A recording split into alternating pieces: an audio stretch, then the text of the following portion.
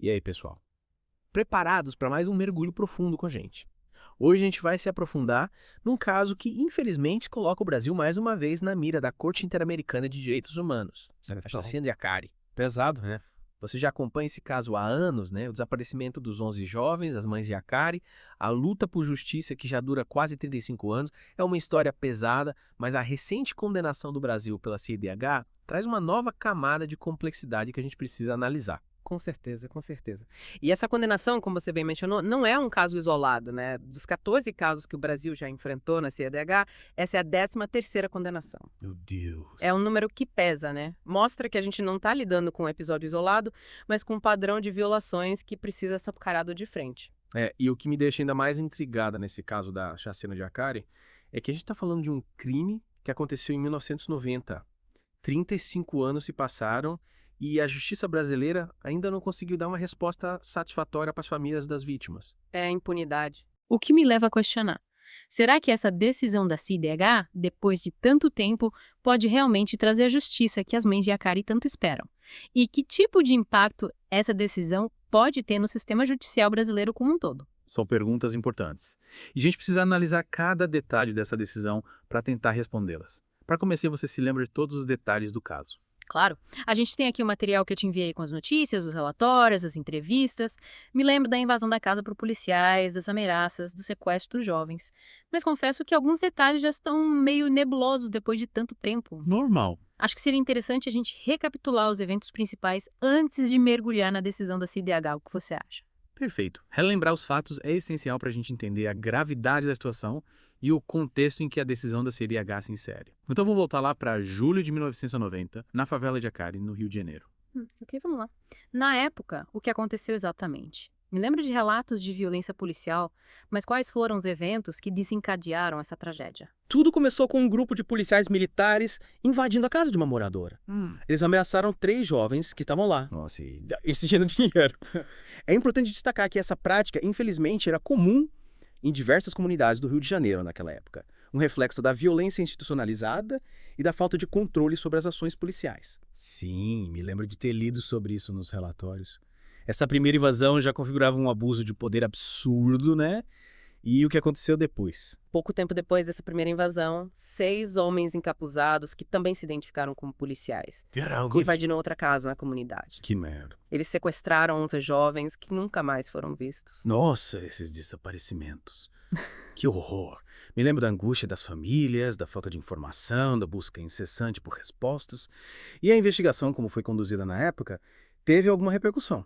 A investigação foi, para dizer o mínimo, problemática, cheia de falhas, omissões e, na minha opinião, marcada por uma clara falta de vontade em realmente solucionar o caso. O processo sobre o desaparecimento dos jovens acabou sendo arquivado por falta de provas, o que, convenhamos, é um resultado bastante questionável, considerando a gravidade do crime e o número de vítimas. É revoltante pensar que a justiça simplesmente ignorou o sofrimento daquelas famílias e deixou o caso ser arquivado sem uma investigação profunda e transparente. E o assassinato de Dimé da Silva Eusébio e Sheila da Conceição, como se conecta a essa história? Elimeia, como você sabe, era mãe de um dos jovens desaparecidos e se tornou uma das líderes do grupo Mães de Acari, que lutava incansavelmente por justiça. Sim. Ela e sua sobrinha Sheila foram assassinadas em 1993, 3 anos após o desaparecimento dos jovens. As investigações apontaram para a participação de policiais nos assassinatos, mas, mais uma vez, a justiça falhou. Os policiais acusados acabaram sendo absolvidos. É de partir o coração. As famílias já lidavam com a dor do desaparecimento dos filhos e ainda sofreram essa violência brutal, perdendo uma líder que representava a força da luta por justiça. É impressionante a persistência da impunidade nesses casos. Diante de tantas falhas e omissões do sistema judicial brasileiro, a decisão da CIDH surge como um último fio de esperança para as famílias, né? Sem dúvida. A condenação do Brasil pela CIDH, apesar de tardia, é uma vitória importantíssima para as mães de Acari e para todos que lutam por justiça nesse país. A Corte reconheceu a responsabilidade do Estado brasileiro pelas violações de direitos humanos, no caso, e determinou uma série de medidas para reparar os danos causados às famílias e à sociedade como um todo. E quais são essas medidas? O que a CIDH determinou que o Brasil faça para, de fato, garantir a justiça nesse caso? Bom, a gente vai explorar cada uma dessas medidas em detalhes mais para frente, mas, em linhas gerais, a CIDH determinou que o Brasil continue as investigações para tentar descobrir o que aconteceu com os jovens e encontrar seus restos mortais. Realize um ato público reconhecendo sua responsabilidade. Construa um memorial em Acrari em homenagem às vítimas. Ok. Elabora um estudo sobre a atuação de grupos de extermínio e milícias no Rio de Janeiro. Entendi. Essas medidas parecem abrangentes e, de certa forma, ambiciosas. Mas me diz uma coisa. A CIDEAG tem poder para garantir que o Brasil realmente cumpra essas determinações? Essa é uma pergunta crucial e que a gente precisa analisar com cuidado.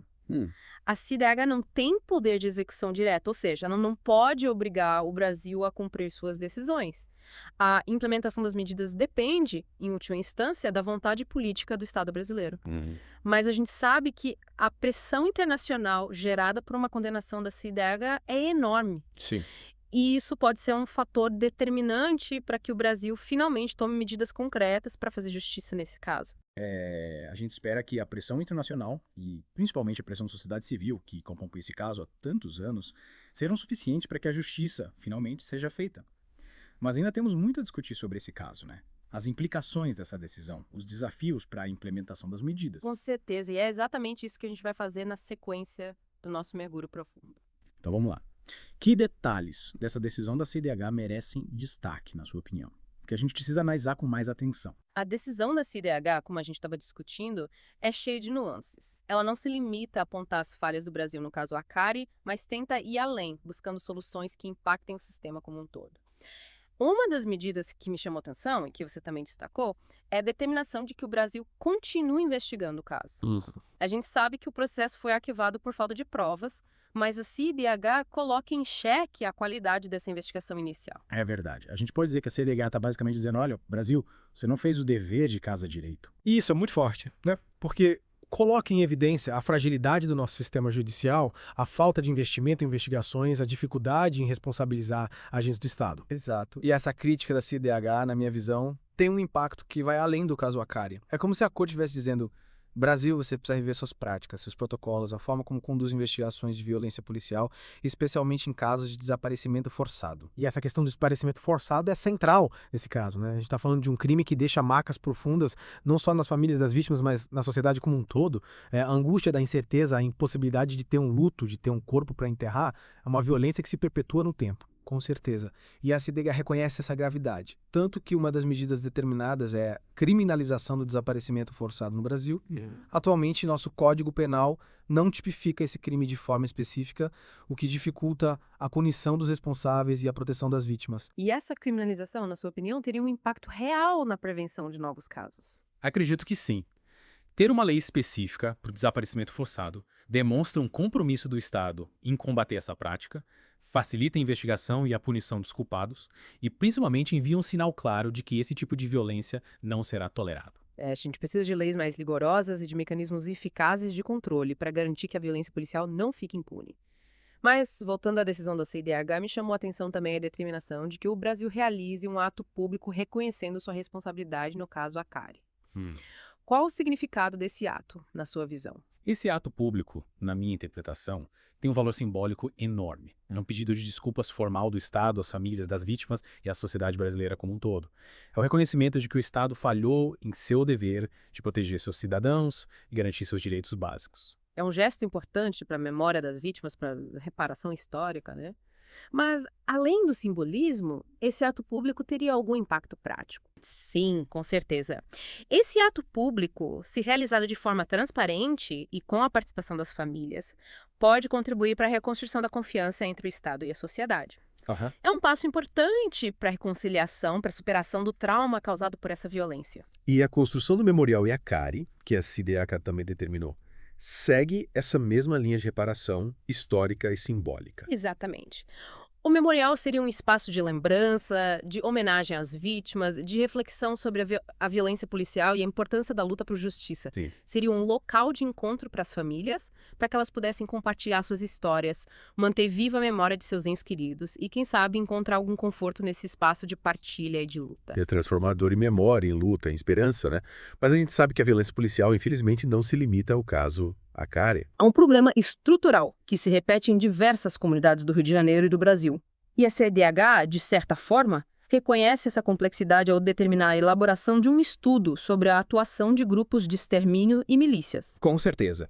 A gente sabe que a atuação desses grupos está intrinsecamente ligada à violência policial, à corrupção, à impunidade. E esse estudo, se realizado com seriedade e profundidade, pode lançar luz sobre as estruturas, as conexões, o modus operandi desses grupos, fornecendo subsídios para a criação de políticas públicas mais eficazes de segurança pública. A gente precisa entender as raízes da violência, as engrenagens que alimentam para poder combatê-la de forma efetiva. Mas me diga uma coisa, você acha que esse estudo, por si só, seria suficiente para gerar mudanças reais na segurança pública? Olha, não existe solução mágica para um problema tão complexo como a violência no Brasil. O estudo é uma ferramenta importante, mas precisa estar inserido num conjunto de ações mais amplas que envolvam investimento em educação, em políticas sociais, em reforma das instituições, em controle externo da atuação policial. É verdade, é uma luta em várias frentes, né? E a gente não pode se esquecer das vítimas, das famílias que sofrem com a violência. A CIDH, nesse sentido, também determinou uma série de medidas individuais em benefício das mães de Akari, né? Sim, a Corte determinou que o Brasil forneça assistência médica e psicológica gratuita e de qualidade às famílias das vítimas, que elas recebam indenizações por danos materiais e morais e que o Estado adote medidas para garantir a sua segurança e proteção. É o mínimo que o Estado pode fazer para tentar reparar os danos causados a essas famílias que já sofreram tanto, né? Com certeza. E é importante destacar que essas medidas individuais, apesar de importantes, não se esgotam em si mesmas. Elas precisam estar acompanhadas de ações mais amplas que combatam as causas estruturais da violência, que promovam a justiça social, que garantam os direitos de todos os cidadãos. É verdade. A gente precisa ir além da reparação individual, buscando soluções que transformem a realidade social, que construam um futuro mais justo e igualitário para todos. Mas me diga uma coisa, todas essas medidas que a CIDH determinou, por mais importantes que sejam, dependem da ação do Estado brasileiro, né? Sim. E a gente sabe que muitas vezes a justiça no Brasil é lenta, burocrática e nem sempre atende às expectativas da sociedade. É verdade. A gente precisa estar conscientes dos desafios que temos pela frente. A implementação das medidas determinadas pela CIDH não será fácil. Exigirá vontade política, investimento, diálogo com a sociedade civil. E nós, como cidadãos, temos um papel fundamental nesse processo. Que papel é esse? O que a gente pode fazer, além de acompanhar o caso, de se manter informado? Acho que o primeiro passo é a gente se engajar na luta por justiça, não se calar diante da violência, da impunidade. A gente precisa pressionar as autoridades, cobrar a implementação das medidas, denunciar os abusos, apoiar as organizações que trabalham na defesa dos direitos humanos. A gente não pode acomodar, achar que a decisão da CIDH resolve tudo. A luta por justiça é um processo contínuo que exige a participação de todos nós. Exatamente. E a gente precisa estar atentos, vigilantes, para garantir que a memória das vítimas de Akari não seja esquecida e que a justiça finalmente seja feita. E como a gente garante que esse caso não caia no esquecimento? Como a gente mantém essa chama acesa? Acho que a gente precisa usar todas as ferramentas que temos à disposição para manter essa história viva. A arte, a cultura, a educação. A gente precisa falar sobre a Akari, produzir conteúdo, gerar debates, sensibilizar as pessoas para a importância dessa luta. As mães de Akari, com sua força e persistência, nos inspiram a não desistir, a seguir em frente, a lutar por um futuro mais justo para todos. E essa luta, como a gente já discutiu, exige mudanças profundas em diversas esferas. A gente precisa repensar a segurança pública, combater o racismo estrutural, garantir o acesso à justiça para todos, fortalecer a democracia. É um desafio enorme. Mas a gente não pode perder a esperança, a fé na possibilidade de um futuro melhor. Com certeza. E a gente precisa se inspirar na força das mães de Akari, que nunca desistiram de lutar por seus filhos pela verdade e pela justiça. A história delas nos ensina que a luta é árdua, mas que a esperança jamais pode ser abandonada. E que a gente precisa usar todas as ferramentas que temos à disposição para manter essa chama acesa, para garantir que a memória de Akari nunca seja esquecida e que a justiça finalmente seja feita. Que a história delas nos inspire a construir um Brasil onde todos os cidadãos tenham seus direitos respeitados, onde a justiça seja uma realidade para todos e não um privilégio para poucos. Mas acho que a gente precisa se aprofundar em alguns detalhes da decisão da CIDH, né? O que você acha? Concordo. Ainda tem bastante coisa para a gente analisar. Que tal a gente focar na próxima parte nas medidas mais específicas, especialmente as que miram na mudança estrutural do sistema? Combinado. Vamos mergulhar nesse mar de detalhes e ver o que mais a gente pode extrair dessa decisão da CIDH. Retomando a nossa conversa sobre as medidas da CIDH, acho que a gente pode começar explorando a questão dos protocolos de investigação. Lembra que a gente comentou sobre isso? A CEDH determinou que o Brasil adote protocolos específicos que levem em consideração a violência policial, o gênero, a infância e a interseccionalidade. Sim, lembro bem. E confesso que esse ponto me deixou bastante curiosa. O que exatamente significa considerar a interseccionalidade em uma investigação? Ótima pergunta. É um conceito complexo, mas fundamental para a gente entender como diferentes formas de opressão se interconectam. No caso da violência policial, a interseccionalidade nos ajuda a enxergar como fatores como raça, classe social, gênero, orientação sexual e outros podem aumentar a vulnerabilidade de certas pessoas à violência. Entendi. Então, no caso de Acara, a gente pode pensar em como a juventude, combinada com a pobreza e a cor da pele, tornou aqueles jovens alvos mais fáceis da violência policial, né? Exatamente. A interseccionalidade nos faz entender que a violência não é aleatória, mas direcionada. E que certos grupos sociais são sistematicamente mais afetados por ela.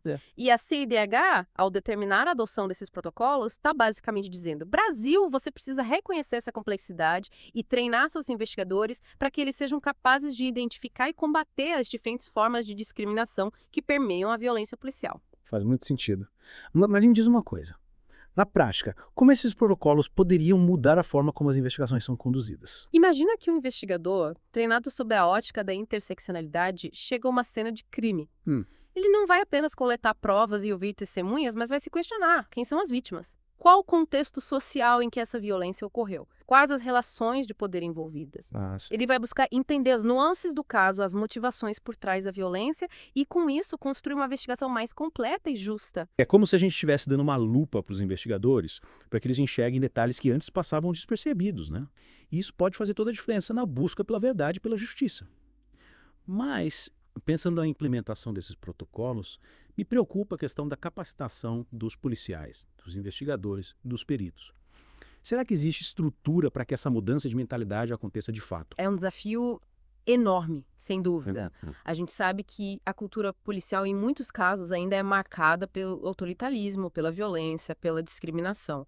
Mudar essa cultura exige investimento em educação, em treinamento, em acompanhamento psicológico. É um processo de longo prazo que precisa ser constante e consistente. A gente não pode esperar resultados da noite para o dia, né? Precisa investir na formação dos profissionais, criar mecanismos de controle externo da atuação policial, promover a participação da sociedade civil nesse processo de transformação. Mas, falando em transformação, a gente precisa lembrar que a decisão da CIDH sobre a Acara vai além da questão policial, né? Ela toca em pontos cruciais do sistema judicial brasileiro como um todo. Com certeza. A gente já discutiu a criminalização do desaparecimento forçado, a necessidade de uma investigação mais profunda do caso, o ato público de reconhecimento da responsabilidade do Estado. Todas essas medidas apontam para a necessidade de uma reforma profunda no sistema judicial brasileiro para que ele seja mais justo, mais eficiente, mais humano. E a gente não pode se esquecer do papel da sociedade civil nesse processo, né? A gente precisa continuar pressionando, cobrando, fiscalizando, denunciando os abusos, apoiando as famílias das vítimas. A luta por justiça não termina com a decisão da CIDH, ela continua. A gente precisa fazer a nossa parte até... Concordo plenamente. A gente precisa manter essa chama acesa, usar todas as ferramentas que temos à disposição para que a memória de Acara nunca seja esquecida e para que a justiça finalmente seja feita. E essa justiça, como a gente já discutiu, não se resume à punição dos culpados, mas passa pela reparação dos danos causados, pela reconstrução da confiança entre o Estado e a sociedade, pela construção de um futuro mais justo e igualitário para todos. É isso aí. A luta continua e a gente precisa estar juntos nessa. Mas por hoje, acho que a gente conseguiu desvendar os principais pontos dessa decisão da CIDH, né? Sim, exploramos bastante coisa e espero que esse mergulho profundo tenha te dado mais munição para continuar acompanhando esse caso e a luta por justiça no Brasil. Com certeza. Essa conversa me deixou ainda mais engajada, com mais vontade de lutar por um futuro onde casos como o de Acara não se repitam. Que bom! É isso que a gente espera.